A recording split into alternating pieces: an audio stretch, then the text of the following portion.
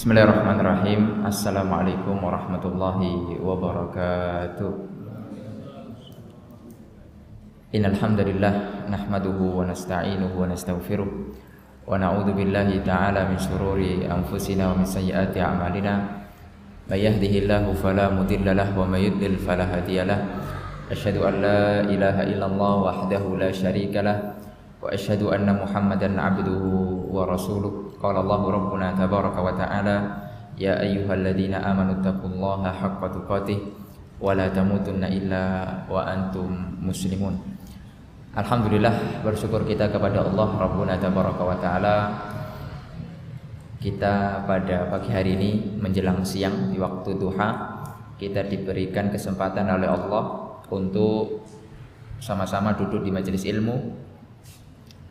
Tentunya tidak ada tujuan lain kecuali untuk menambah keimanan kita kepada Allah Subhanahu wa ta'ala. Para jamaah sekalian rahimani wa rahimakumullah, pada kesempatan yang singkat ini, kesempatan yang baik ini, kita akan sedikit membahas mengulang kembali kemudian memurojaah kembali ilmu-ilmu yang mungkin sudah sering kita dengar, mungkin sudah sering kita kaji, akan tetapi yang namanya nasihat, yang namanya ilmu, itu harus terus kita kaji, jangan sampai kita bosan. Allah Subhanahu wa ta'ala berfirman di dalam Al-Qur'an, fadzakir fa inna dzikra tanfa'ul mu'minin. Berilah nasihat, berilah peringatan, karena memberi peringatan itu sangat bermanfaat bagi orang-orang yang beriman.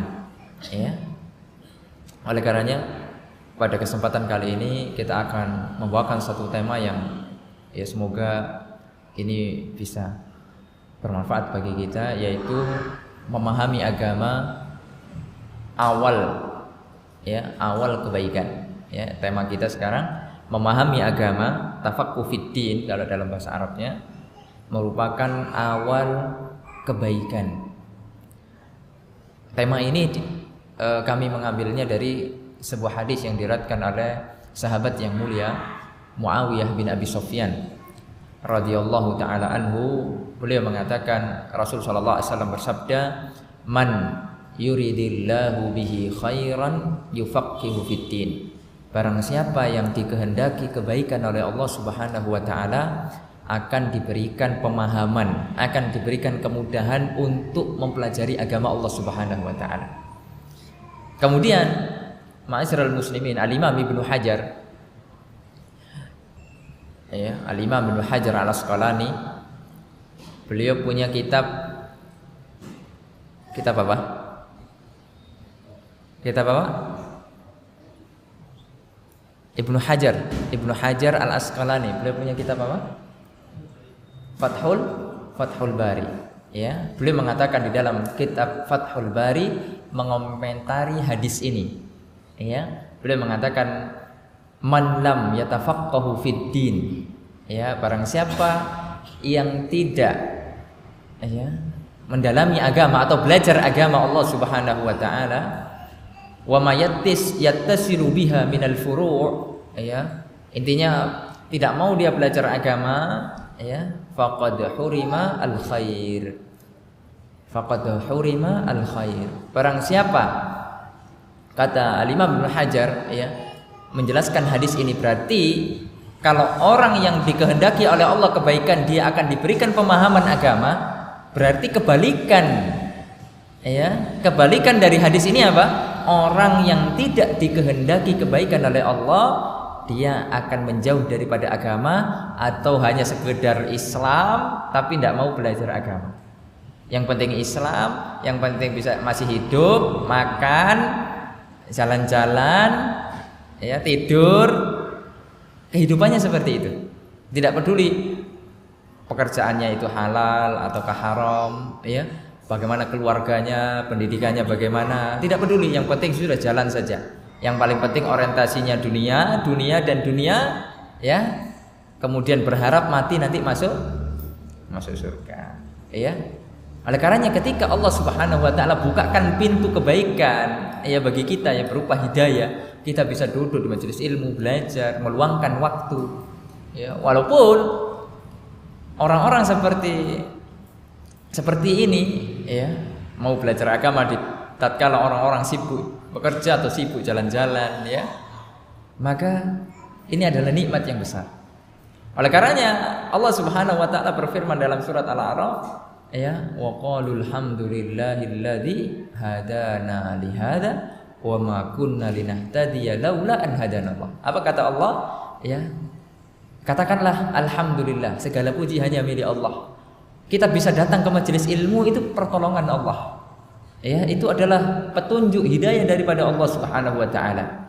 Ya, jika seandainya Allah Subhanahu wa taala tidak memberikan kepada kita hidayah, maka kita tidak akan bisa memahami agama Islam, ya, tidak bisa memahami sunnah dengan baik. Oleh karenanya, ma'asyiral muslimin rahimani wa rahimakumullah, kita harus punya rambu-rambu setelah kita mendapatkan hidayah dari Allah Subhanahu wa taala, ya, kita harus punya rambu-rambu di dalam belajar sehingga pemahaman kita di dalam beragama itu runut, terukur walaupun kita tidak sekolah formal. Ya, kalau di kita sekolah formal kan sudah ada kurikulum, sudah ada silabusnya, sudah ada ya seperti RPP begitu ya, yang memang orang itu sudah ada tingkatannya ketika dia belajar. Ya, akan tetapi kita mau kuliah ya telat, mau mondok lagi ya gak diterima, sudah tua, ya atau tidak? Kita baru sadar umur 50. Mana ada pondok mau menerima umur 50 tahun. Kecuali mungkin daurah-daurah lansia itu mungkin ya. Tapi kalau secara ini gitu ya, secara formal seperti ya itu kan sudah cucu-cucu kita gitu loh. Sudah mungkin anak-anak terakhir kita gitu.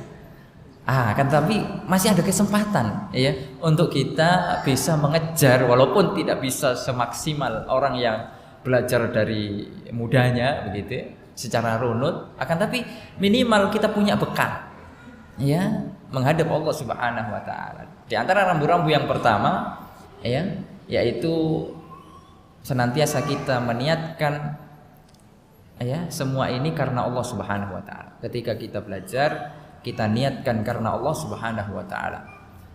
Jadi memang kita harus sudah punya orientasi bahwasanya tujuan hidup kita itu akhirat. Ya. Jangan sampai kata Ali bin Abi Thalib kita menjadi abnaud dunya, yaitu anak-anak dunia. Ya, jangan sampai. Ya, jadilah kita anak-anak akhirat. Rasul sallallahu alaihi wasallam bersabda dalam sebuah hadis, "Mangkanatil akhiratu hammahu." Barang siapa yang akhirat tujuannya, ya, ja'alallahu ghinahu fi qalbih. Allah akan jadikan dia orang yang kaya hati. Mungkin secara finansial mungkin kita tidak terlalu kaya, ya, ataupun mungkin tidak kaya, ya. Akan tetapi ketika kita punya ghina, kekayaan di dalam hati kita, rezeki berapapun yang Allah kasih sama kita cukup. Berbeda kan orang yang tidak memiliki kekayaan di dalam hatinya. Walaupun gajinya 1 bulan berapa? 100 juta, 3 digit. Bayangkan, itu masih kurang. Masih kurang. Ya, subhanallah, bayangkan. Orang yang tidak punya qanaah, ya, kekayaan di dalam hatinya berapapun masih kurang. Sehingga ketika ada proyek-proyek yang menawarkan, nggak peduli itu halal haram. Kalau halal oke, tidak ada masalah. Ketika ada proyek peluang-peluang bisnis dan itu halal, tidak ada masalah kita ambil. Tapi ketika kita tidak punya rambu-rambu halal haram yang kita terjang, yang penting dapat banyak, nah ini yang masalah. Ya. Oleh karenanya kita harus menjadikan akhirat tujuan kita sehingga kita punya rambu-rambu itu. Ya. Sehingga Allah Subhanahu wa taala menjadi satu-satunya patokan kita hidup ini. Ya, syariat Allah Subhanahu wa taala yang menjadikan kita ya terus ya di dalam beribadah kepada Allah Subhanahu wa taala. Kemudian Rasul mengatakan wa jama'alahu syamlah. Ya, dia akan diberikan kemudahan di segala macam urusannya, dipermudah oleh Allah Subhanahu wa taala. Kalau memang orientasi kita akhirat gitu. Ya. Walaupun untuk bisa percaya, tingkat percaya kepada hadis Nabi yang seperti ini butuh waktu. Ya. Kadang Ustaz, masa iya Ustaz? Ya. Masa iya? Kadang orang begitu. Baru ketika dia dapat baru mau iya betul ya Ustaz. Ya. Kalau kita ini susah. Kita ini kebanyakan manusia itu pengennya itu yang nampak-nampak. Kalau dijanjikan pahala, pahala gak nampak. Gaib atau tidak? Gaib. Saya kasih contoh, sering saya kasih contoh. Sholat berjamaah saja, sholat berjamaah. Itu berapa pahalanya? 27 derajat, ya dah? 27 derajat. Kira-kira orang yang melakukan itu banyak atau sedikit? Naruhlah di kampung ini, di masjid ini, Mas Awang, zuhur berapa jamanya? 3 sab ya. Nah, itu alhamdulillah masih mending ya. Alhamdulillah masih mending. Ya. Ada di satu kampung dia yang adzan. Dia juga yang qomat. Dan dia imam sekaligus makmum. Waladhdallin, dia mundur amin maju lagi. Enggak ada lagi. Ya. Diborong semua pahalanya. Bayangkan. Ya. Kenapa? Karena banyak orang yang belum yakin 27 apa 27 itu efek dalam kehidupannya itu apa? Coba seandainya 27 itu dirupiahkan. Banyak insya Allah yang datang. Mas Awang nanti bikin ya di masjid ini, siapa yang sholat berjamaah dikasih sudah, di setiap shop sudah ada uangnya 270.000 saja, diuangkan, dirupiahkan 270.000 per waktu. Berarti kalau 5 waktu berapa? 1 juta lebih lah. Iya, 1.300.000, 1.400.000. Insya Allah masjid ini ramai Mas Awang. Insya Allah ya. Kalau tidak percaya coba. Ya, langsung viral ini se-Indonesia. Orang nggak kerja, ya sholat iktikaf di masjid. Loh, sehari 1 juta kok. Kalau 30 hari berapa? Loh, ya lebih UMR berkali-kali lipat. Iya, bikin kemah di atas. Iya, cuma sholat dok sudah hidupnya. Sholat baca Quran, sholat baca Quran. Karena orientasi kita masih bukan akhirat, dunia. Kita lihat yang nampak gitu loh. Ketika Allah janjikan pahala yang begitu besar, nggak terlalu yakin. Ya, ketika dikasih hadis, ya, orang itu kalau baru susah butuh sama Allah. Ketika dia tidak ada, dia susah, masih lempeng-lempeng aja, masih ngalir sama. Itu belum butuh sama Allah. Ya, karena orientasinya belum akhirat. Ya. Ketika orientasi kita akhirat, kata Allah apa tadi? Kekayaan di hati kita. Allah akan berikan kemudahan urusan-urusan kita.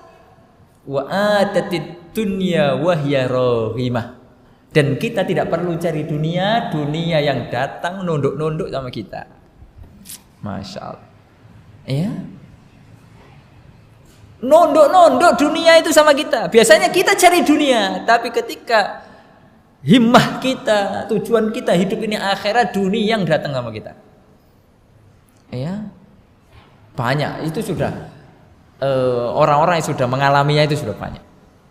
Ya, orang-orang yang pembisnis, orang-orang yang di bidang bisnis tapi dia mendahulukan Allah di segala urusannya, dunia itu nurut.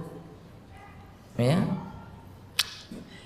Ada seorang syekh di Madinah, dia juga syekh, dia juga pengusaha.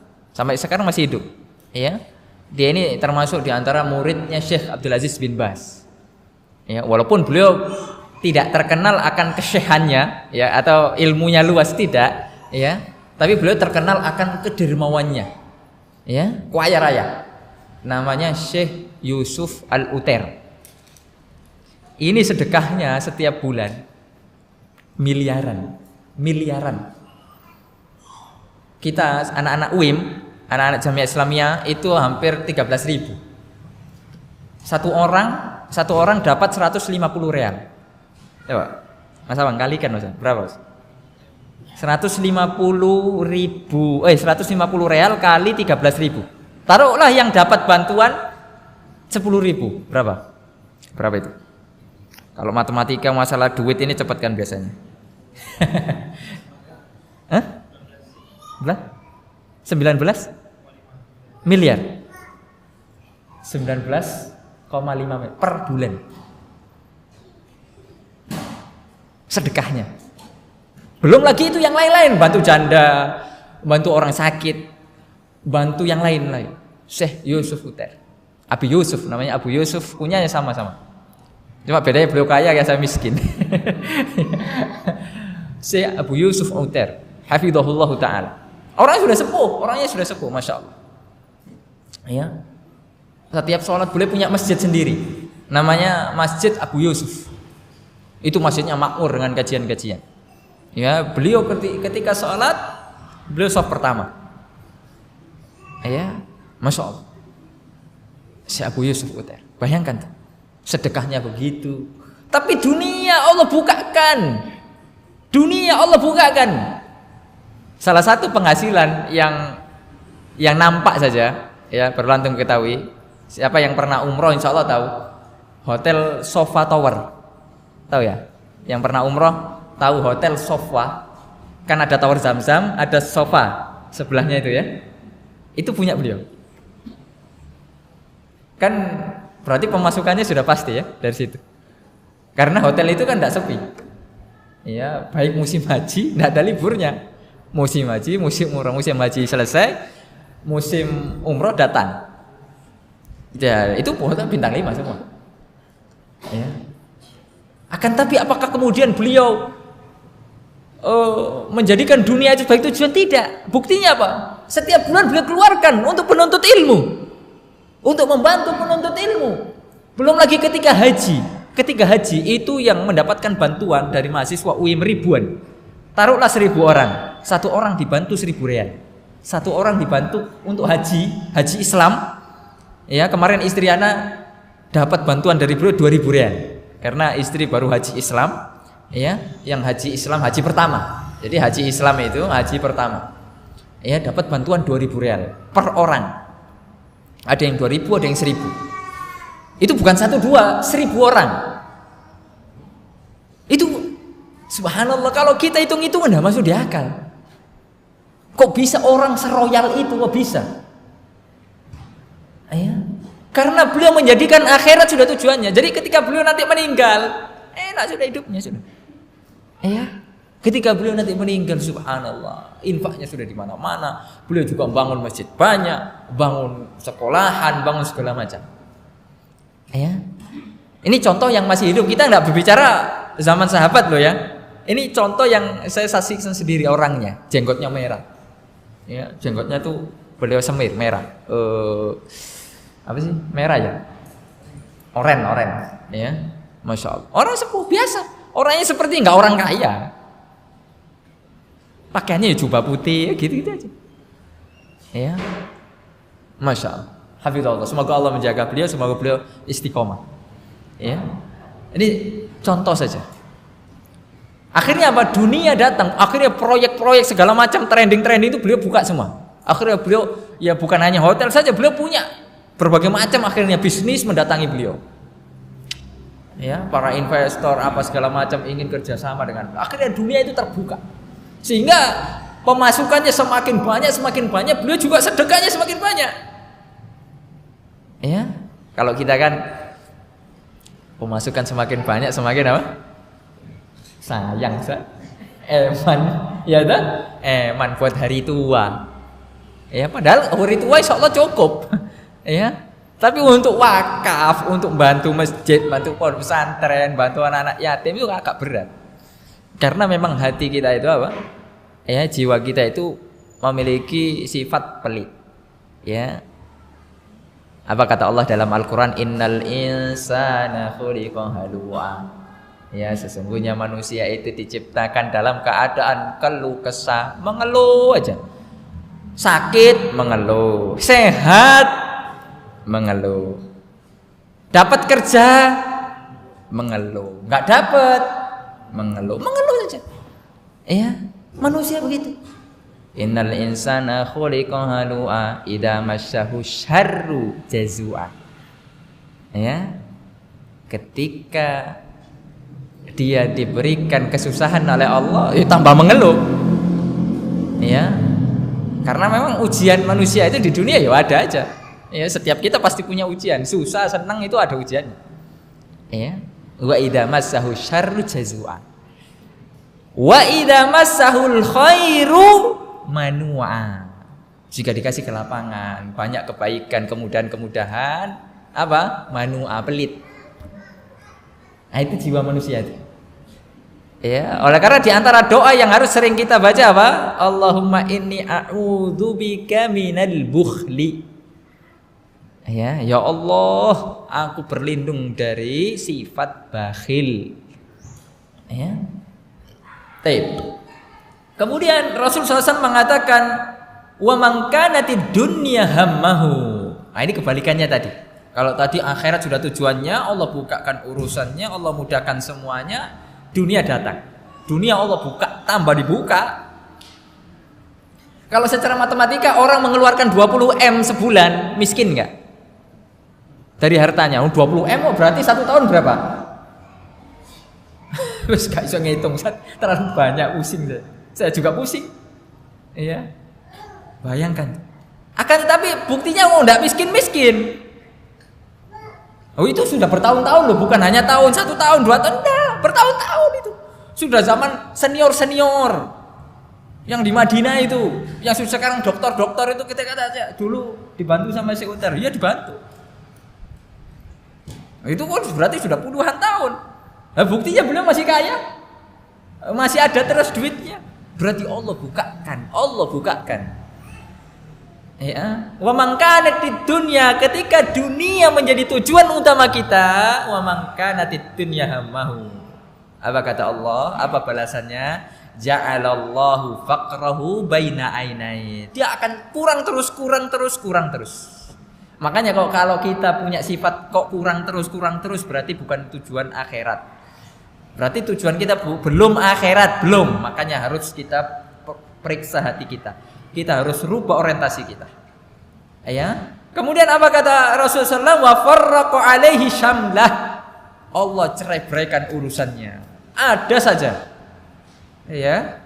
Urusannya Allah akan cerai-beraikan, akan diberikan masalah. Ya. Penghasilannya banyak 200, tapi anaknya kena jerat narkoba, istrinya selingkuh, kemudian banyak. Ini kita saksikan. Ya, orang yang penghasilan dari penghasilan haram, ya, pasti Allah tidak akan berkahi. Biasanya di sisi keluarganya, baik itu anaknya tidak bisa diatur, anaknya nakal, segala macam diuji karena ada hal-hal yang haram yang masuk di dalam tubuh keluarga kita. Ya. Karena itu tadi orientasi kita dunia, sehingga halal haram tidak peduli, itu akibatnya. Halal haram tidak peduli, semuanya dikerjakan. Ya, pakai suap, pakai sogok, pakai ini, pakai itu, yang paling penting duit. Ya. Kemudian kata Rasulullah SAW, walam ya'tihi minad dunya illa ma quddirolah. Dia tidak akan mendapatkan dunia kecuali apa yang sudah ditakdirkan sama Allah. Ya, bayangkan, dia akan susah payah terus cari dunia. Ya, urusannya dicerai-beraikan, tidak diberikan kemudahan. Ya, bayangkan itu. Oleh karenanya ma'asyiral muslimin, ini penting kita menata niat. Ya, ini rambu-rambu di dalam belajar menata orientasi, ya, kita di dalam kehidupan. Karena hidup di dunia ini singkat atau lama? Singkat. Ya, jangan sampai kita mau sabar di dalam neraka. Mending kita sabar hidup 60 tahun, tapi kita istiqomah, kita memegang agama Allah, walaupun hidup kita susah, tidak ada masalah, 60 tahun loh. Jangan sampai kita mau bersabar di neraka. Kata Allah, wa ma asbarahum minan nar. Mereka mau sabar masuk neraka itu kok mau sabar, tapi tidak sabar ketika hidup cuma 60 tahun gitu loh. Nah, ini kan tidak masuk di akal. Orang yang waras, sedangkan kita di neraka jutaan tahun, ratusan tahun. Naudzubillah. Karena kehidupan yang singkat ini menjadi penentu bagi kita. Ya, menjadi penentu. Tidak ada tempat yang ketiga antara neraka dan surga. Ketika kita istiqomah mau menjalankan agama Allah, ya, mau belajar di tatkala orang-orang yang sudah tidak mau lagi belajar agama Allah, sibuk dengan dunianya, ya. Oleh karena ma'asyiral muslimin rahimani wa rahimakumullah. Baik. Kemudian Rasul Shallallahu Alaihi Wasallam bersabda di dalam sebuah hadis yang lain, ya, beliau mengatakan man ta'allama ilman. Ini masih tentang pentingnya niat. Kita harus menjaga niat. Barang siapa yang belajar ilmu yang dimaksud ilmu agama, ya betagi, ya betagi wajh Allah, ya. Yang harusnya menuntut ilmu agama ini kita harus mengharapkan wajah Allah. Ya, jadi jangan sampai kita ngaji ini karena ada embel-embel yang lain. Ya. Urusan dunia apa enggak kita niatkan, rezeki sudah Allah jamin. Ya, jadi tidak perlu khawatir. Ya. Kemudian beliau mengatakan la yata'allamuhu illa liyusiba bihi 'aradan minad dunya. Jadi kita tidak mau belajar kecuali ada embel-embel dunia. Saya kalau ngaji di sini, oh itu kan yang ngaji itu kan masya Allah tuh banyak investor. Nah saya berubah, saya ngaji ya biar dapat investor. Niatnya bukan karena Allah. Saya ngaji, hatinya masih nggak seret. Jadi ketika ngaji ya nggak mendengarkan, ya nggak fokus. Yang paling penting nanti punya link, punya teman gitu ya. Nanti bisa bisnis, rekanan bisnis. Tapi ilmu itu bukan tujuan utamanya. Ini hati-hati. Ya, hati-hati. Udah kalau ngaji niatnya ngaji dulu. Masalah nanti dapat partner, dapat investor, dapat itu urusan belakang itu sudah. Ya, itu nomor sekian dan itu kemudahan dari Allah. Pasti dimudahkan. Tapi kalau kita jadikan itu nomor satu bahaya. Bahaya. Apa kata Rasulullah SAW?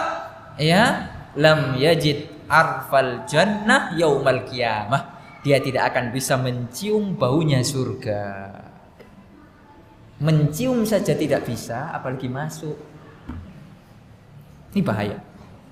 Ya, oleh karenanya ini kita harus menata hati. Ya, kita menata hati untuk apa kita belajar agama? Atau hanya kepentingan dunia kan? Yang hanya secuil, dunia itu kan hina. Kalau kita ngaji hanya cuma sekedar untuk hal-hal yang hina, itu kan ya, kita harus hindari seperti itu. Ya, makanya kita tata niat betul-betul mengharap wajah Allah. Syekh Shalih Al-Utsaimin menjelaskan bagaimana niat ikhlas di dalam belajar. Jadi niat ikhlas di dalam belajar itu yang seperti apa? Minimal 4 hal. Tercakup pada 4 hal. Jadi niat ikhlas di dalam belajar itu bisa kita kerjakan 4 hal ini. Ya, bisa dikatakan ikhlas ketika kita sudah niat untuk melakukan 4 hal ini. Yang pertama apa? Raf'ul jahli an nafsi. Kita belajar itu untuk mengangkat kebodohan. Yang pertama. Karena kita lahir di dunia bodoh atau pinter? Bodoh. Ya. Kemudian yang kedua, ya, raf'ul jahli an ghairihi. Kita niatkan kita belajar ini untuk mengangkat kebodohan pada orang lain. Jadi jangan untuk diri kita tok. Masuk surga pokoknya Ustaz, ana pokoknya pengen masuk surga sendiri, ana booking sendiri, tidak mau saya ngajak-ngajak yang lain. Padahal dia kepala rumah tangga, padahal dia pemimpin rumah tangga. Ini tidak boleh. Kita tidak boleh punya sifat seperti itu. Ya, niat belajar niatkan untuk diri sendiri. Yang pertama mengangkat kebodohan daripada diri sendiri, yang kedua untuk mengajak orang lain. Ilmu yang sudah saya dengar, saya sudah ngaji lama, ini akan saya share ke istri saya. Mungkin istrinya nggak ikut ngaji. Ya, kalaupun alhamdulillah sama-sama ikut ngaji, berarti nanti ini untuk bahan pendidikan anak. untuk ngajari anak itu diajari dari kecil untuk mengenal Allah, tauhidullah, ya, mengenal Nabi Muhammad, mengenal agama Islam. Jadi begitu, ya, sehingga kita ketika nanti ditanya, ya, bisa jawab, ya, bisa jawab ketika akan ditanya oleh Allah Subhanahu wa taala, apalagi kita yang laki-laki ini sebagai pemimpin rumah tangga, karena kita akan ditanya. Rasulullah SAW mengatakan kullukum ra'in wa kullukum mas'ulun an ra'iyati. Setiap kita itu adalah pemimpin, setiap pemimpin pasti akan ditanya, dimintai pertanggungjawaban atas apa yang kita pimpin. Di lingkup yang paling kecil, suami memimpin istrinya, memimpin anak-anaknya dan lain sebagainya. Akan ditanya, kenapa kok istrinya begini? Kenapa kok istrinya nggak pakai hijab? Kenapa kok anak-anaknya nggak pakai hijab? Kenapa anak-anaknya kok pergaulan bebas? Kita akan ditanya. Ya, kita harus pikirkan itu semua. Ya, oleh karenanya perlunya kita belajar. Kemudian yang ketiga, di antara niat ikhlas di dalam belajar adalah yaitu diniatkan al-amalu bil ilmi. Kita niatkan untuk diamalkan.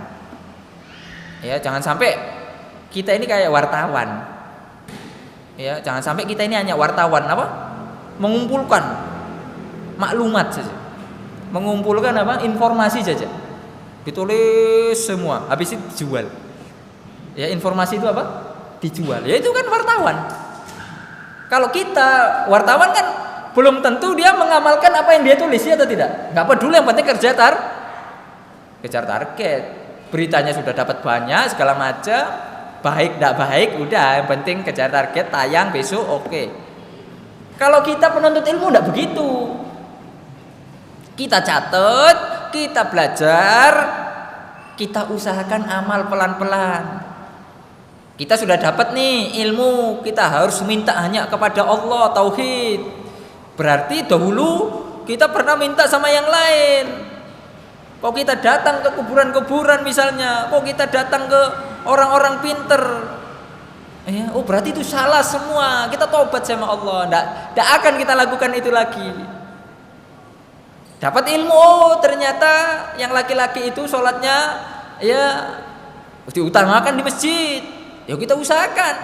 Mungkin awalnya berat 5 waktu, ya sudah 2 waktu dulu belajar, ya maghrib dan isya yang rame orang, kan 2 waktu itu rame orang, ya.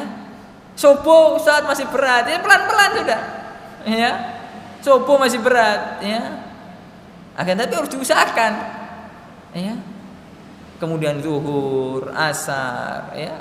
Apalagi di sebagian masjid itu zuhur asar tidak ada adzan, ya. Benar atau enggak? Yang di desa-desa itu, kalau di kota insya Allah lah, ya. Kalau di kota insya Allah ya. Ghiroh agama orang itu sekarang sudah bangkit. Tapi kalau di desa-desa itu zuhur asar itu tidak ada adzan. Ya, pernah suatu ketika ada yang adzan. Lu malah orang-orang kampung kok aneh. Lu zuhur kok adzan. Sampai segitu loh. Zuhur kok adzan. Justru memang harusnya adzan karena memang lama ndak pernah diadzani, justru orang aneh. Enggak ada masalah, kita awalnya dianggap aneh, enggak ada masalah. Ya. Dulu Ustaz Abdul Aziz itu pernah cerita beliau di kampungnya begitu tuh, di Purbalingga sana. Beliau sama apa orang tuanya, ya. Beliau kan melanjutkan itu pondoknya. Nah, sekarang itu masya Allah kata beliau, itu butuh bertahun-tahun kata beliau untuk ngajak orang sholat jamaah itu. Awalnya beliau itu apa?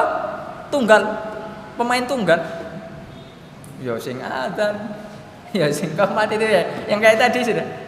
Ya imami, nanti kalau amin mundur amin, maju lagi.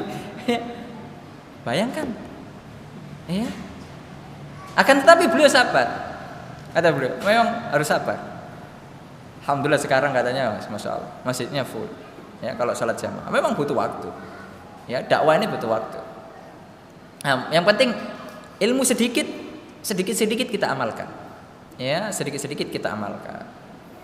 Misalnya kita dapat ilmu, oh ternyata ketika pagi itu daripada nganggur, kita zikir pagi. Ya. Zikir pagi gratis sama bayar. Gratis, bukunya bayar, ya beli ya. Atau sekarang pakai HP, di-download atau ada artikel sudah dibuka saja. Aplikasi kan gratis. Ya. Asbahna wa asbaha mulku lillah. Daripada kita ini ya jagongan pagi-pagi, ya hanya sekedar ngopi, ya, tapi tidak zikir. Ngopi jagongan tidak ada masalah, tapi zikirnya jangan lupa. Ya, diamalkan.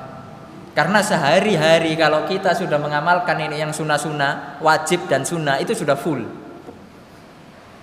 Ya. Makanya sebenarnya tidak butuh lagi amalan-amalan baru itu sebenarnya tidak butuh. Kalau kita tahu sunnah-sunnah sudah padat loh, 24 jam itu. Kalau kita betul-betul mengamalkan sunnah. Coba saya runut. Bangun tidur atau sebelum bangun tidur ya. Yes, kita dari bangun tidur. Bangun tidur. Ya, ada doanya, baca doa. Habis itu kalau kita bangunnya sebelum subuh jam berapa? 4:30 ya. Subuh 4:30. Oke, kita bangun jam 4. Ya, kita bangun jam 4. Berarti masih ada waktu untuk sholat tahajud. Ya, taruhlah Ustaz kita yang paling singkatnya 2 rakaat plus 1, 3 rakaat. Atau pengen maksimal 11 rakaat, monggo. Tapi ayatnya pendek-pendek. Oke, tidak ada masalah. Yang penting beramal. Ya, sholat tahajud selesai. Ya, setengah jam lah kalau kita 11 rakaat tapi suratnya pendek-pendek setengah jam. Oke, siap. Ya, masih ada waktu untuk menunggu subuh. Ya, kita gunakan mungkin baca Quran. Ya. Habis itu adzan. Ya, kita sholat 2 rakaat. Qobliyah subuh. Ya, baru berangkat ke masjid karena sholat sunnah paling afdal di mana? Ya, Rasulullah SAW mengatakan afdalus sholawati ya fil baiti ilal maktuba. Seafdol sholat itu di rumah kecuali sholat wajib baru di masjid. Ya. Tapi kalau sholat sunnah ya itu afdolnya dilakukan di rumah. Apa sih tujuannya? Untuk mendidik anak-anak kita, mendidik keluarga kita. Apalagi anak-anak kita yang masih kecil. Anak yang masih kecil itu kan mencontoh, melihat. Ya. Bapak kok sholat terus ya, gitu. Ya, akhirnya anak itu mulai niru ruku, mulai niru sujud, ya. Nah, itu tujuannya. Kenapa sih kok sholat sunnah itu di rumah? Karena untuk mendidik keluarga. Kemudian juga lebih menjaga keikhlasan, lebih menjaga keikhlasan. Akan tetapi kata para ulama, jika masjidnya jauh, kecuali kalau masjidnya dekat, ya, kayak rumahnya di belakang situ, ya, apalagi qomatnya sudah jelas, ya, ada tidak? Ya, biasanya di setiap masjid sudah ada waktu qomatnya 10 menit, 15 menit. Ya, masih 10 menit lagi, berarti masih bisa sholat sunnah, baru berangkat ke masjid. Tapi kalau kita tidak tahu, kita orang baru, nggak tahu waktu qomatnya dan rumahnya dari masjid jauh, ya, diusahakan datangnya lebih awal, biar bisa sholat sunnah terlebih dahulu. Ya. Habis itu selesai sholat sunnah, berangkat ke masjid, sholat subuh. Iya, sholat subuh selesai. Habis subuh zikir pagi. Habis subuh zikir pagi, ya, siap-siap sarapan. Setelah itu mandi-mandi sarapan, atau sebelumnya sudah mandi, ya, sarapan, siap-siap berangkat kerja. Niatkan kerja karena Allah, ya, untuk menafkahi keluarga. Akhirnya selesai kerja, biasanya pulang. Ya, jangan lupa di sela-sela kerja ada kalau bisa istirahat duha. Kalau tidak bisa ya sudah, tidak ada masalah. Ya, karena kerja wajib, duha sunnah. Antara wajib dan sunnah mana yang didahulukan? Yang wajib. Jangan sampai ketika kita mau sunnah tapi yang wajib terbengkalai, ini tidak boleh. Ya, kecuali bisa sama-sama tidak terbengkalai, ini oke, bagus. Ya, tapi ketika dua pilihan tidak ada pilihan yang ketiga, ya kita dahulukan yang paling penting. Oke, kerja misalnya. Kelewat duha tidak ada masalah. Tapi duhur misalnya ada istirahat, ya. Ada dikasih istirahat untuk di kerjaan kita. Duhur ada sunnah. Di duhur itu ada sunnah qobliyah 4 rakaat. Ya, ini yang muakkadah yang dianjurkan. Habis itu baru sholat zuhur. Kemudian ada ba'diyah muakkadah 2 rakaat. Ya, selesai lanjut lagi kerja ataupun makan siang atau istirahat sebentar. Habis itu jam 2 taruhlah jam 2 pulang, siap-siap pulang, ya, pulang ke rumah asar. Ya, atau pada asar baru pulang. Tidak ada masalah. Yang penting asar tetap sholat, ya, tetap sholat di masjid kantor kalau kita di kantor, ya. Kalau misalnya kita kerja tidak di kantor, mungkin ada masjid terdekat, kita berusaha ke masjid terdekat, ya. Lalu kemudian sore setelah sholat asar tidak ada ba'diyah, adanya zikir petang, itu sampai ya ada waktu mungkin untuk anak-anak, ya, kita niatkan pendidikan, niat karena Allah mendidik anak-anak, kita ajak, kita bonceng main, kita antar ngaji, biasanya ngaji TPA sore, ya, kita antar anak-anak, kita ajak jalan-jalan dan sebagainya, ya. Intinya kita kasih waktu untuk anak kita sampai maghrib, udah, ya, maghrib sholat, ya, habis itu pada maghrib ada taklim, ya, ada ba'diyah maghrib, ya, ada taklim misalnya, ya, walaupun kita nggak harus juga, apalagi yang sibuk kerja, nggak harus juga ngaji setiap hari, taklim setiap hari, ya, tapi seminggu itu harus ada, ya, jangan sampai seminggu itu nggak ada taklim sama sekali, hati kita bisa kosong. Apalagi sekarang ya alhamdulillah terbantu dengan adanya online, ya, tapi untuk kajian langsung harus ada, karena beda berkahnya, ya. Kalau kajian online, ya, kadang ya seriusnya itu kurang, ya atau tidak, ya. Kadang kita yang ibu-ibu sambil masak, ya tuh, ngambil ngasuh anak. Tapi kan kalau ngaji offline ini, apalagi di masjid, ya, apalagi di masjid sudah jelas berkahnya, ya. Banyak akan kita mendapatkan keutamaan, didoakan malaikat, disebut-sebut malaikat, turun ketenangan, kata Rasulullah, ya. Baru setelah itu mungkin pengajian sampai maghrib, ya, sampai isya, ya, ba'diyah isya, ya, falas pulang ke rumah, ada waktu, ya, ada waktu sama keluarga, sama istri main-main, tidak ada masalah, ya. Malam siap-siap tidur niatkan biar besok bisa aktivitas lagi karena Allah, selesai. Waktu kita 24 jam, begitu, ya. Habis itu besoknya begitu lagi. Sudah sibuk nggak 24 jam? Sibuk, ya. Jadi tidak perlu lagi ditambahi acara-acara baru, bikin acara ini, ruwet tambah, ya. Oleh karenanya ini penting amal. Jangan sampai kita ini semakin ngaji kok amalnya semakin berkurang gitu loh. Harusnya semakin ngaji amalnya semakin banyak. Ya, ahli ilmu itu juga ahli ibadah. Jangan sampai jadi ahli ibadah tapi tidak punya ilmu. Ya, tapi ketika sudah punya ilmu, ibadahnya harus nambah, amalnya harus nambah. Ya. Baik, kemudian yang keempat dikatakan ikhlas, ya, itu kita niatkan untuk menghidupkan agama. Perlu, ini adalah syiar ngaji, pengajian, ya, menuntut ilmu, ya, halaqah ilmu, ini adalah syiar Islam, ya. Kalau seandainya tidak ada lagi pengajian, tidak ada lagi halaqah ilmu, ini syiar Islam bisa redup. Orang tidak bisa mendapatkan pendidikan, orang akan terus berada pada kebodohan. Sedangkan kebodohan, kata Syekh Abdul Razak dalam bukunya apa? Al-jahlu aslun likulli syarr. Bodoh pokok segala macam keburukan. Ya, makanya kita niatkan untuk menghidupkan syiar Islam. Ya, kalau kita menghidupkan syiar Islam dapat pahala. Ya, kita bikin pengajian yang kecil-kecilan tidak ada masalah. Yang datang 10 orang, 15 orang, 20 orang, tidak ada masalah. Bikin kajian. Ya, lama-lama nanti berkembang menjadi besar, ya. Alhamdulillah dengan izin Allah Subhanahu wa taala. Ya, untuk menghidupkan syiar Islam ini, ya, agar apa? Minimal orang di lingkungan kita ini mengerti kewajiban yang telah Allah wajibkan kepada kita. Baik, kita sudah selesai di rambu-rambu yang pertama. Ya, kita sampai jam berapa, Mas? Hah? Sampai jam 11.30. Masih ada waktu ya? Oh ya, baik. Masih ada waktu.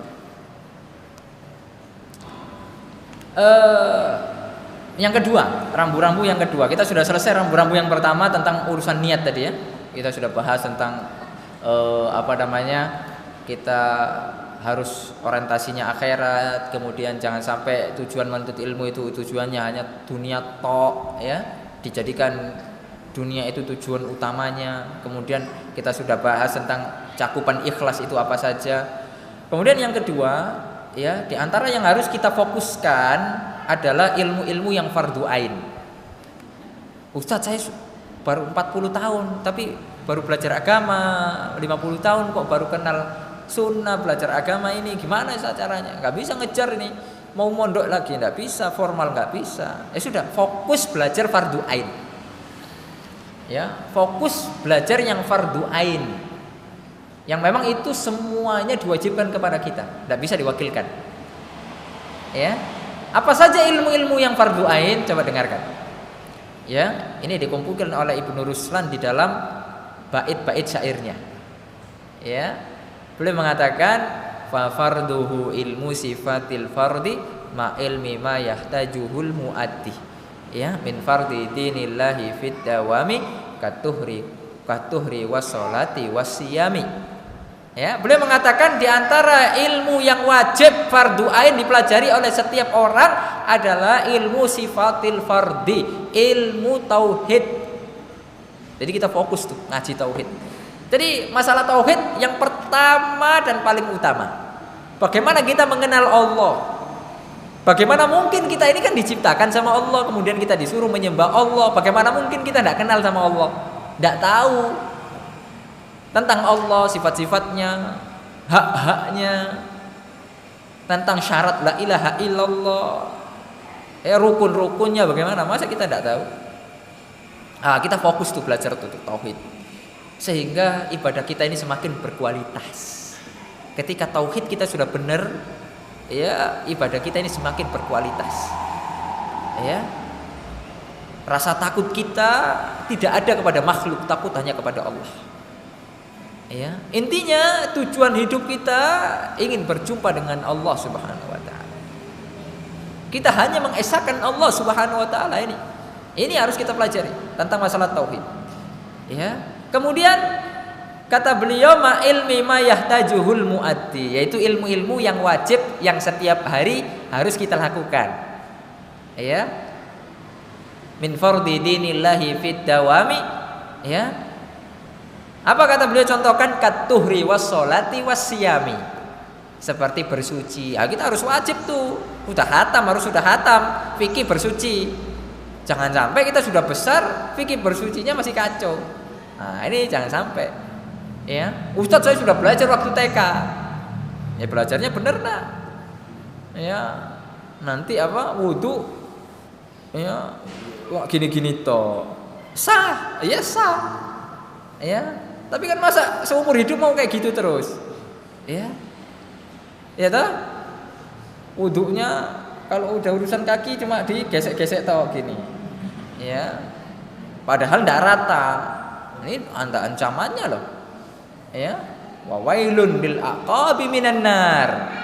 Terancam neraka tumit-tumit yang tidak kena air ketika wudu. Ya. Ketika ada tumit yang tidak kena air, sholat, wudunya sah nggak? Otomatis sholatnya nggak sah. Ini yang harus kemudian kita fokuskan, yang fardu ain. Ustadz itu ilmu remeh Ustadz.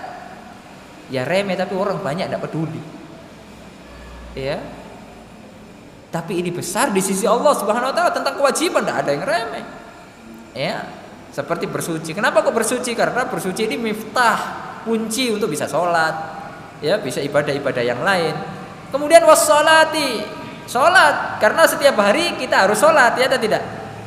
Ya minimal 5 kali sehari ini sholat nih, 5 waktu. Itu yang wajib tuh. Ya, yang wajib itu 5 waktu. Makanya kita harus belajar fikih sholat, wajib. Dan fikih sholat ini lama, nggak bisa. Belajarnya sebentar. Ya. Untuk kita amalkan. Karena fikih sholat ini kan luas, namanya fikih luas. Terus tujuan utamanya adalah ketika kita melihat ada orang yang kok sholatnya berbeda, kita tidak gampang menyalahkan karena urusan fikih ini luas. Ya, kita kemarin bahas di Boyolali itu tentang bagaimana cerdas ketika berbeda. Ya, apalagi urusan-urusan yang memang boleh berbeda, tidak ada masalah. Makanya kita harus terus belajar. Ya, orang kalau belajarnya luas, ya, belajarnya luas, bacaannya tambah luas, ya semakin rahmat dia punya. Ya, punya sifat kasih sayang. Tidak mudah menyalahkan orang. Ya, kecuali memang yang jelas-jelas salah ya harus disalahkan. Ya. Baik, salat penting nih. Ya, karena urusan salat akan pertama kali ditanya oleh Allah pada hari kiamat. Ya, betapa banyak sekarang orang meninggalkan salat. Ya, anak itu kalau di kampung, kalau diminta khutbah Jumat itu mesti saya bahas sholat. Kalau di kampung ya, biasa di kampung istri, ya di Rio sana, ya dari Pekanbaru itu 4 jam itu masih kampung. Itu sholat terus, ya saya sampaikan tentang kewajiban sholat. Karena orang ini tidak sadar bahwasanya sholat itu wajib, ya sehingga ketika itu mereka hanya meyakini sholat itu apa? Sholat Jumat toh. Ya. Padahal diwajibkan sholat 5 waktu. Ini kan bahaya. Ya. Bahkan di sebagian madhab ketika orang meninggalkan sholat, ya dihukumi kafir loh. Dosanya lebih besar daripada berzina. Kalau ada anak kita berzina, kita marah nggak? Marah nggak? Anak kita berzina, marah nggak? Kita punya anak perempuan atau anak laki-laki menzinai anak orang, ya kita yang punya fitrah ya pasti marah. Nah kadang ada bapak-bapak ya punya anak tidak sholat, itu kok santai baik, diem baik. Padahal dosanya lebih besar daripada zina, dosanya lebih besar daripada mencuri. Justru harus kita didik. Makanya pendidikan agar anak-anak kita sadar sholat itu dimulai dari kapan? Dari kapan? Itu dimulai dari lahir. Ya, pendidikan masalah sholat sampai umur 10 tahun. 10 tahun kita mendidik agar anak kita sadar sholat. Saya banyak pertanyaan ya dari sebagian orang tua, Ustaz, anak saya kok tidak sadar sholat, Ustaz. Dia itu kalau mau sholat harus dipaksa dulu, Ustaz. Padahal dia itu sudah balik. Dia sudah lulus SMA, dia sudah kuliah. Ketika kita tanya, pernah nggak dulu ibu mendidik anak-anak itu sudah 10 tahun? Sudah 10 tahun nggak mendidik anak-anak? Enggak, Ustaz. Baru-baru saja saya sadar, subhanallah. Ya. 7 tahun itu kita memerintahkan anak sholat selama 7 tahun. Taruhlah anak-anak sudah ngerti 5 tahun, ya 4 tahun 5 tahun, anak-anak sudah mulai mengerti, mengolah informasi misalnya 5 tahun sampai usia ke-7, ya itu sudah mulai kita, itu sudah boleh, masih belum boleh kita paksa, perintahkan sholat belum boleh, ya kalau kita ajak sekedar ajak saja tidak ada masalah, tapi kemudian kita paksa tidak boleh. Boleh diperintahkan agak maksa dikit usia 7 tahun. Kalau 7 tahun sudah harus dipaksa, harus diajak, diperintahkan betul, ya. Tapi tidak ada mukul, ya, tidak ada mukul. Jadi usia 1 sampai 7 tahun itu pendidikannya adalah contoh. Makanya bapak-bapak sholatnya di mana? Di rumah, ya, untuk mencontohkan anak itu, ya, itu selama 7 tahun. Lalu kemudian selama 3 tahun perintah. Berarti kan kita memerintahkan anak sholat berapa kali? 3 tahun. Selama 3 tahun. Kalau 1 hari itu 5 kali. Kita banyak kali-kalian dari tadi. 1 hari 5 kali. Sedangkan 1 tahun berapa hari? 365 kali 5. Jadi 1 tahun kita memerintahkan anak sholat itu 1825 kali. 1 tahun kali 3. Berarti kita harus memerintahkan anak kita biar sadar sholat 5475 kali. Ya, ketika ada orang tua, Ustaz, anak saya kok susah sholat, Ustaz, sudah kuliah, Ustaz, apakah ibu sudah memerintahkan sebanyak segini? 5475? Belum, Ustaz. Baru kemarin saya perintahkan. Bayangkan. Makanya jangan sampai telat. Anak-anak kita mumpung belum balik, yang punya anak kecil-kecil, nah ini di pendidikan sholatnya. Akan ditanya kita sama Allah. Makanya kalau anak-anak kecil sekarang kita ajak ngaji, biar dia sudah mulai. Ya, walaupun tidak bisa kita paksa juga. Ya. 5.475 kali kita perintahkan sholat. Kalau pengen nanti insya Allah ketika kita sudah melakukan resep nabawiyah, ini resep nabawiyah loh. Ini perintah dari Nabi. 7 tahun perintahkan sholat sampai 10 tahun, baru 10 tahun tidak mau pukul. Berarti kan 3 tahun mau merintahkan. 5.470. Kalau kita harus sabar memang. Harus sabar, tapi hasilnya dahsyat. Anak kita akan sadar sholat, anak kita akan paham bahwa sholat. Enggak usah disuruh-suruh, adzan ke masjid sudah. Ya sadar, dimanapun kita enggak usah nyuruh-nyuruh sudah. Enggak usah nginget-ngingetkan. Karena sudah sadar bahwasanya dia adalah hamba Allah, aman sudah. Ya, sudah sadar ini adalah kewajiban saya, fardhu ain. Ya. Masalah sholat. Ya, ini akan ditanya pertama kali. Awwaluma yuhasabu bihil abdu yaumal qiyamah sholatuhu. Yang pertama kali akan ditanya oleh Allah pada hari kiamat nanti adalah masalah sholat. In saluha faqad anjaha wa aflah.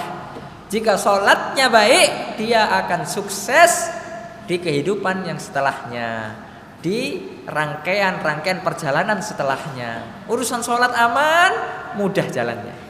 Tapi urusan sholatnya tidak aman, bolong-bolong, meninggalkan sholat, ya bahkan tidak sholat, oh bahaya, ya susah tuh. Baik.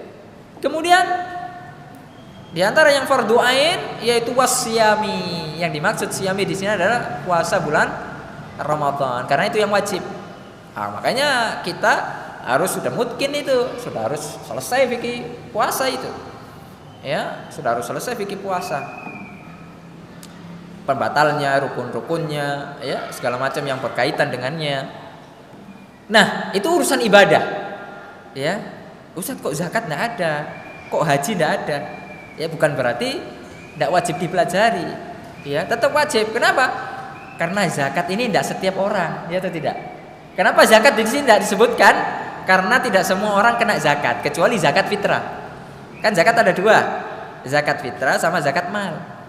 Tetap kita wajib belajar zakat fitrah. Bagaimana cara mengeluarkannya, berapa kilo makanan pokok, kemudian hari-harinya, ya. Dan itu insya Allah mudah, ya. Tapi masalah zakat mal ini tidak setiap orang punya kewajibannya, karena apa?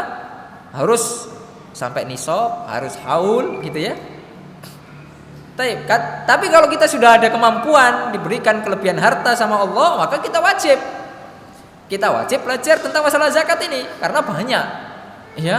Kalau kita saksikan orang-orang kaya itu tidak mengerti fikih zakat mal, bahaya ini. Akan disetrika sama Allah nanti pada hari kiamat.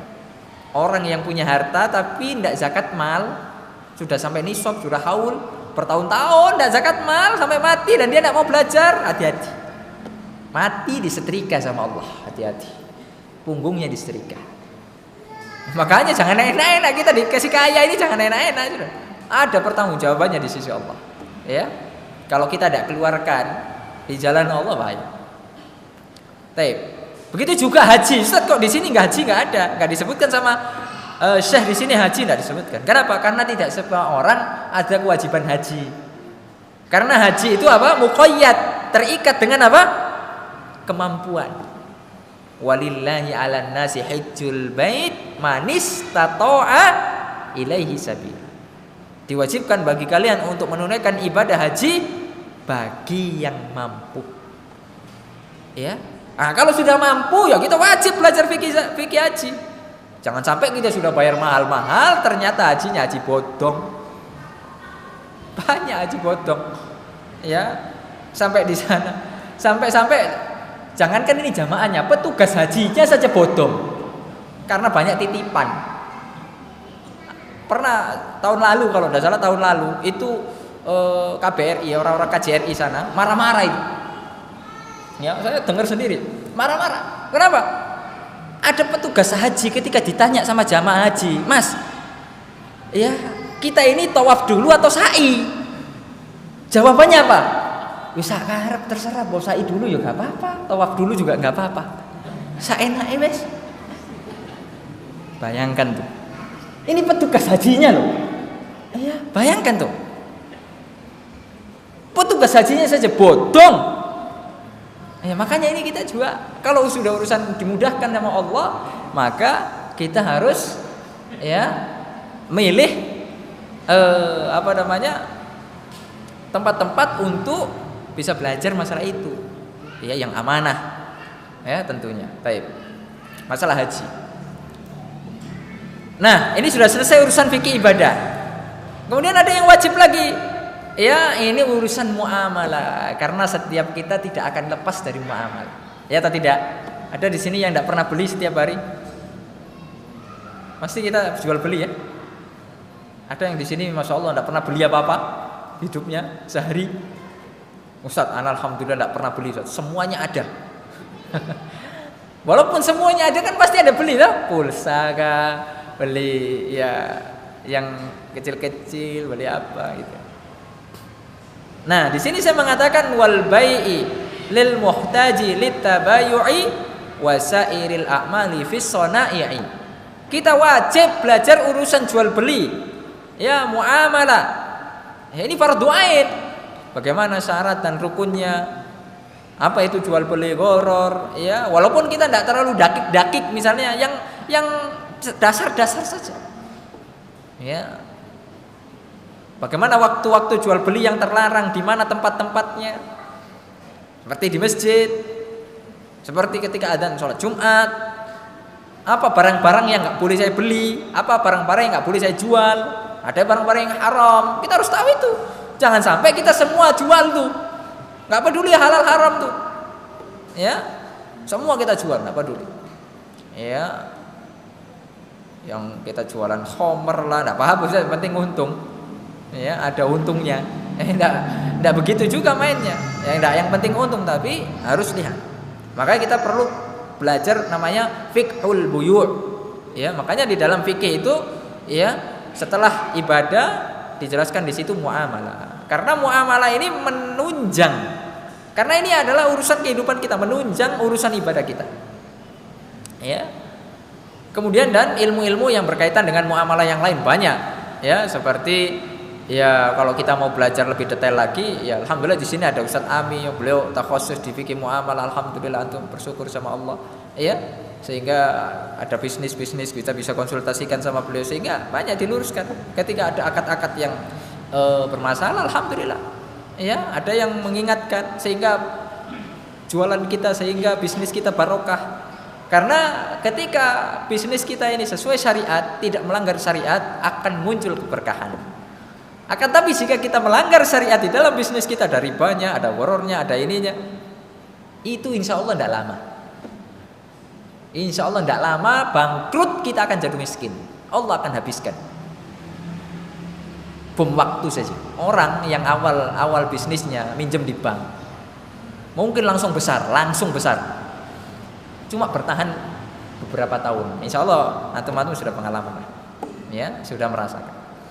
Ini pernah dirasakan sama orang tua kita, ya, bom waktu. Memang besar, ya, bikin toko, tapi qadarullah ya tergiur dengan minjem bank, riba, tidak tahu ilmunya. Yang penting modal ada, wah, besar, laku, laris, besar, semakin banyak duitnya, akhirnya Allah uji dengan sakit. Selama 3 tahun semua hartanya habis, semua mobilnya habis, kosong, Allah kosongkan. Ini gara-gara riba. Nggak main-main. Makanya urusan muamalah ini penting. Ya, jangan sampai kita meremehkan. Karena fardhu ain, ini ilmu yang fardhu ain. Ya. Kemudian yang ilmu fardhu ain, ya, insyaallah, yaitu tentang urusan hati. Penyakit-penyakit hati, karena ya kita ini urusannya sama manusia. Karena kita juga manusia biasa, punya hati, punya perasaan. Kata penulis di sini apa? Wa ilmu da'in lil qulubi mufsidi kal ujbi wal kibri wa da'il hasadi. Di antara ini beliau cuma kasih contoh sebagian besar penyakit-penyakit hati. Kita harus belajar. Kenapa kok kita harus belajar? Karena agar kita terhindar dari penyakit-penyakit hati ini. Beliau mengatakan seperti ujub, bangga diri. Saya ini hadir kajian, yes, yang lain alhamdulillah saya tok sudah, yang lain itu orang tidak sadar. Alhamdulillah saya sadar, bangga diri. Ente itu ya, ente itu apa? Ilmu ente itu seberapa sih? Ya, lihat ana nih, kajian selalu di depan, nyatet kok buku. Subhanallah. Ya. Enggak ada tawadhunya. Orang kalau berilmu itu semakin tawadhu. Ya, bukan ujub, bahaya kalau ujub. Ya. Ana lo lulusan luar negeri, ente dalam negeri tidak loh. Ana luar negeri, ente dalam negeri. Bisa apa tuh? Ujub, naudzubillah. Harusnya semakin berilmu, semakin tinggi ilmunya. Sebagaimana peribahasa ilmu apa? Padi. Semakin apa? Semakin berisi, semakin banyak isinya, semakin merumput. Ya. Jangan ujub. Sombong. Nanti kalau sudah ujub pasti sombong. Ya, dan sombong itu ada dua. Kata Rasulullah SAW, al-kibru batarul haqqi wa ghamtun nas. Sombong meremehkan orang, ya, meremehkan orang lain dan menolak kebenaran.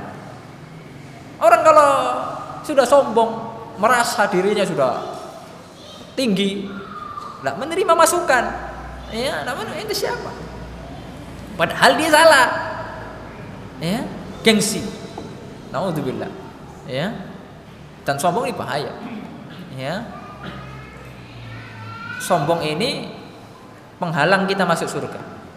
Rasulullah SAW bersabda dalam sebuah hadis, la yadkhulul jannah man kana fi qalbihi mithqala dzarratin minal kibar. Tidak akan masuk surga orang yang di dalam hatinya ada walaupun sekecil, ya, kesombongan. Walaupun sombongnya kecil. Makanya kita tidak boleh sombong. Karena kita manusia tidak punya apa-apa. Ya, kita manusia tidak punya apa-apa. Harta sebanyak apapun, mobil sebanyak apapun, hakikatnya itu bukan punya kita. Itu adalah pemberian pertolongan dari Allah. Ketika Allah cabut saja nikmat dari kita sedikit saja, nikmat apa rasa kita lagi sakit, ya, sakit apa? Biasanya demam atau sariawan saja, sariawan, mentol gede sini, ada sate, apa makanan yang paling enak Jogja? Apa? Hah? Seblak, rendang, seblak, wes semuanya. Ya, sate, ya, pokoknya kulineran, diajak kulineran. Ayo Ustadz, pokoknya sampai Jogja tak ajak kulineran. Anak sariawan gede. Semua, apakah enak saya makan? Enak. Nah, enak. Pahit. Ya, mau ngunyah sakit. Baru cuma dikasih nikmat apa? Dikasih apa? Dicabut nikmat rasa, perasa. Belum lagi dicabut nikmat-nikmat yang lain. Ya, dikasih sedikit penyakit. Itu sudah ada pantangan-pantangan. Dikasih asam urat. Ya atau tidak? Ya, ini kan penyakit rakyat. Asam urat. Akhirnya pantangan-pantangan. Apa nggak boleh makan ini, nggak boleh makan itu, ya. Akhirnya susah. Padahal kita mampu untuk beli. Ya. Uang banyak, tinggal gesek. Tapi pantangannya banyak. Ya Allah musta'an. Sehingga tidak nikmat. Dicabut, ya. Kemarin saya contohkan ketika nikmat tidur dicabut. Tidur itu nikmatnya, nikmat loh. Kita bisa tidur dan nyenyak, itu nikmat. Ketika nikmat itu dicabut, walaupun kita punya duit banyak, punya hotel sekalian, ketika nikmat tidur itu dicabut, gak bisa tidur. Sehingga ketika mau tidur ngapain? Minum obat. Saya kan ada orang masya Allah luar biasa, ya, tidak punya apa-apa, yes, cukup untuk makan, tapi dikasih nikmat tidur sama Allah. Belum waktunya tidur sudah ngorok, sampai kajian pun ngorok. Alhamdulillah, saking apa? Nikmatnya. Sampai kajian pun tidur. Allah musta'an. Ya. Intinya apa? Apa? Tidak bisa yang kita sombongkan di hadapan Allah. Ketika kita diuji sih nikmat cabut sedikit saja kita sudah tidak bisa apa-apa. Wadail hasadi, hasad, ya, hasud. Hasud ini penyakit yang berbahaya. Hasad, kita iri sama orang lain. Biasanya hasud ini satu profesi. Ya tadi ya. Biasanya hasud ini menimpa satu profesi. Tukang gojek, Kira-kira hasutnya sama siapa? Sama ustadz atau sama yang lain? Ya sama tukang becak. Dia dapat penumpang, dia belum, hasad. Pedagang di pasar, hasutnya sama siapa? Ya sama-sama pedagang di pasar, seprofesi. Ustadz, hasutnya sama siapa? Ya ustadz, makanya ribut terus. Allah, ya, hasut. Yang satu amplopnya ya kandel, yang satu tipis. Urusan dunia naudzubillah. Ya, akhirnya berantem terus. Ya. Bos travel, hasadnya sama siapa? Bos travel. Ya, rebutan jamaah. Ya kan? Iya begitu. Ini penyakit hati. Makanya kita wajib belajar ya untuk mengatasi hal ini agar terhindar kita dari penyakit hati. Kalau kita penyakit hati ini, ya kita sakit. Kadang orang kalau sakit badan itu cepat berobat, ya atau tidak? Ya, pusing dikit itu bingung, langsung sudah nelpon dokter. Dokter ada jadwal enggak? Ya, jadwal kosong. Saya pusing, pengen cepat sembuh. Sedangkan orang yang punya penyakit hati tidak sadar-sadar, ya tidak sadar-sadar, sehingga tidak berobat. Makanya obatnya penyakit hati hadir kajian, duduk misimu, baca Quran, sholat malam, berkawan dengan orang-orang soleh. Ya kita kan waktu kecil itu dulu sering mendengar toh, tombo ati kulimu gitu ya. Itu sebenarnya benar itu maknanya. Cuma yang tidak benar kan dinyanyikan. Itu baru tidak benar. Tapi maknanya benar itu.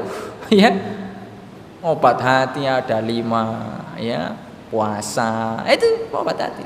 Sholat malam itu baca Al-Quran dengan maknanya. Ya, nah itu tuh. Taib. Nah sudah selesai ya. Taib ya. Tes yang terakhir ya itu urusan fokus pada ilmu fardu ain ya. Jadi kita fokus aja belajar itu dulu, kita kuasai betul, kita mungkinkan baru belajar yang lain-lain. Taib yang terakhir agar rambu-rambu belajar agar kita semakin baik ya, yaitu senantiasa kita menjaga circle pertemanan dan lingkungan pergaulan ya. Ini yang paling penting ya, karena teman akan bisnis ini mempengaruhi ya. Jadi jangan sembarangan, jangan jangan kemudian kita terperdaya ya. Rasulullah SAW mengatakan ar-rajulu ala dini khalilihi falyandur ahadukum man yukhalil. Seseorang itu tergantung pada agama temannya, maka lihat dengan siapa kita berteman ya. Jangan sampai kita menyesal. Ya Allah kisahkan di dalam surat Al-Furqan, orang-orang menyesal ya berteman dengan orang-orang yang tidak saleh. Ya Allah Subhanahu wa taala mengatakan ya wa yauma ya'addu dhalimu ala yadayhi yaqulu ya laitani ittakhadtu ma'ar rasuli sabila ya wailata laitani lam attakhidh fulanan khalila laqad adallani 'anid dzikri ba'da idja'ani wa kana asyaitanu lil insani khadula. Allah mengatakan dalam surat Al-Furqan ya, ketika orang-orang yang zalim menggigit kedua tangannya, dalam artian ini ungkapan kekecewaan. Ya, ungkapan kekecewaan. Dia mengatakan seandainya saja dahulu aku mengambil berteman mengikuti jalannya Rasul ya, maka musibah celaka bagiku ya, aku mengambil teman akrabku orang-orang yang fasik, orang-orang yang buruk ya, orang-orang yang soleh tidak aku jadikan teman ya, orang-orang yang soleh, yang taat kepada Allah, yang selalu mengingatkan kita untuk sholat, untuk senantiasa beramal soleh, ngajak ke kajian. Saya tidak berteman sama dia, malah saya tinggalkan, malah saya olok-olok, malah saya berteman sama orang-orang fasik ya, orang-orang yang tidak sholat, orang-orang yang jauh dari agama ya. Laqad adallani, orang-orang seperti itu telah menyesatkan aku, anid dzikri, dari mengingat Allah, ba'da idja'ani ya, setelah Al-Quran itu memberikan peringatan ya. Wa kana syaitanu lil insani khadula, sesungguhnya syaitan ya itu tidak mau menolong manusia. Syaitan itu hanya ingin menyesatkan manusia. Naudzubillah. Ya. Barakallahu fikum, semoga yang sedikit ini bermanfaat. Ya, sebelum saya tutup, kita murojaah sebentar. Ya, yang bisa jawab dapat hadiah mushaf. Ya. Siapa yang bisa menyebutkan rambu-rambu belajar? Rambu-rambu di dalam belajar. Nah, kasih mic-nya Mas Awang. Kita sudah sebutkan tuh poin-poinnya tadi ya. Monggo. Boleh. Boleh monggo. Rambu-rambu dalam belajar.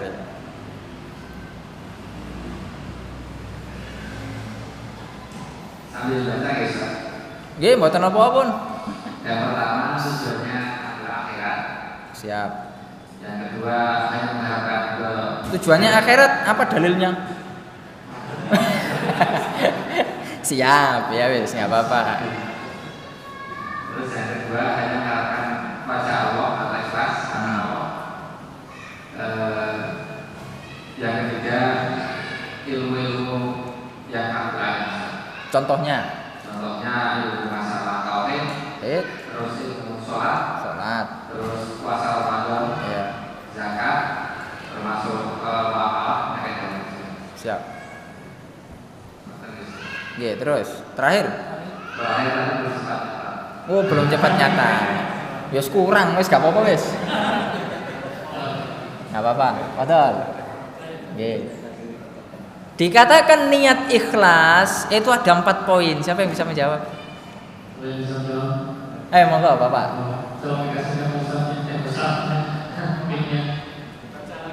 Buatan apa pun, baca. Assalamualaikum. Waalaikumsalam warahmatullahi wabarakatuh. Oke. Yang pertama adalah mengangkat kebutuhan. Yang kedua mengangkat kebutuhan orang lain. Oke. Bukan untuk sendiri tapi diajarkan kepada orang lain. Betul. Yang ketiga niatnya diamalkan, biarpun ilmunya sedikit tapi diamalkan. Oke. Untuk yang keempat, niatkanlah menghidupkan agama terutama agama Islam. Masya Allah. Barakallahu fikum. Oke, betul. Waalaikumsalam warahmatullahi wabarakatuh. Ya, ada 8 poin ya. Yang mengangkat kebodohan daripada diri sendiri, mengangkat kebodohan untuk orang lain. Ya, tujuan kita belajar untuk diamalkan dan untuk menghidupkan syiar. Karena kajian belajar agama ini adalah syiar agama. Ketika tidak ada orang yang tafaqquh fiddin, ya, maka orang-orang akan tenggelam di atas kebodohan, ya, dan itu adalah sumber keburukan. Oleh karenanya kalau kita pengen desa kita maju, ya, kota kita maju, hidupkan dengan pengajian-pengajian halaqah ilmu. Baik, monggo Pak. Jazakumullah khair. Yang terakhir, ibu-ibu. Yang terakhir ibu-ibu. Ibu-ibu nggak usah pertanyaan wis. Siapa yang rumahnya paling jauh dari masjid? Nah, wis tak kayak hadiah ibu-ibu. Ya. Oh, nggih, monggo. Ya wis, nanti saja diambil ya. Nah, ini. Beneran nggih, Bu? Mboten bohong nggih.